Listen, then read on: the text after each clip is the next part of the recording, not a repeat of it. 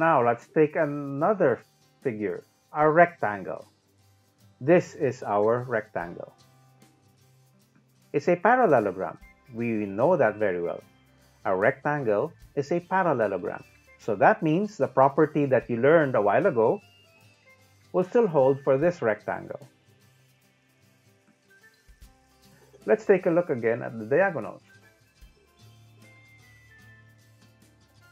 There must be something special about diagonals of a rectangle other than the property that you learned on parallelograms. As you can see, when I drag one of the vertices, the two diagonals seem to be of equal length. We're going to check that. And as you can see, the orange diagonals are of the same length. Now it's your turn to write our conclusion. In a rectangle, what can you say about the diagonals?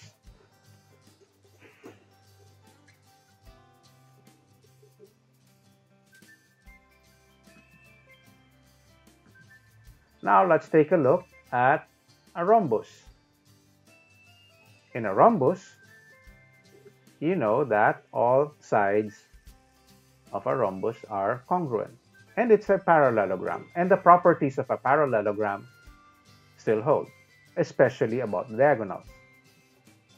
But observe how the two diagonals intersect, how they intersect at point E.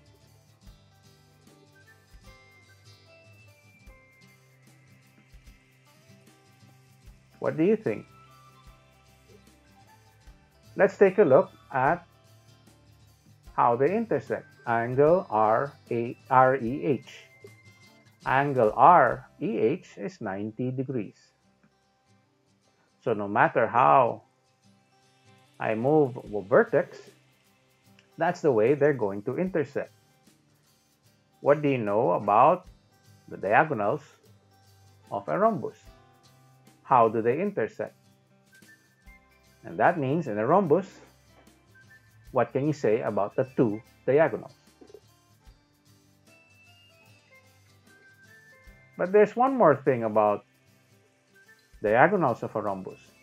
That's the first conclusion. Let's take a look at another one. Observe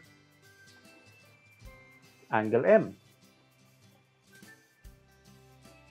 Look at what the orange diagonal will do to angle M.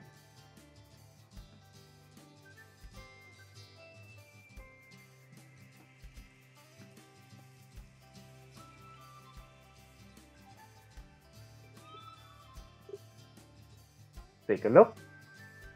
Angle OMH and angle RMH.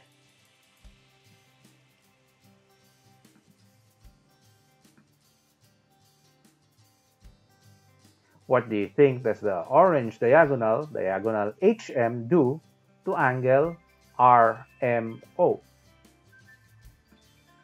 Let's take a look at the other angle, angle O.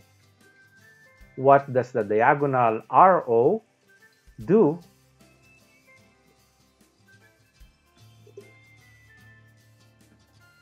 And we have these angle measurements.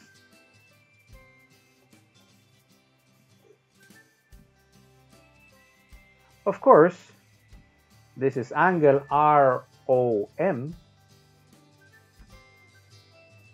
We know that because this is a rhombus, this is a parallelogram, alternate interior angles are congruent.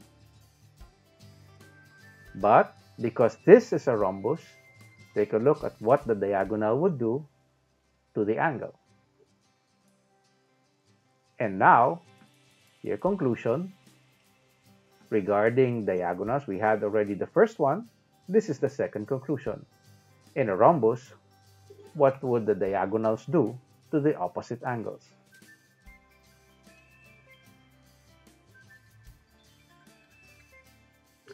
So in a rhombus, we have two conclusions. Take note of that and make sure you share it with your classmates.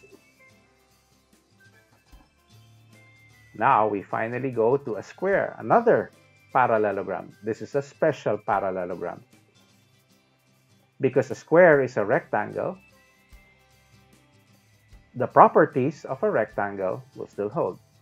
And that means that since a square is a rectangle, then you know that the diagonals are. And because a square is also a rhombus, then the diagonals are, and also the diagonals would do something to the opposite angles.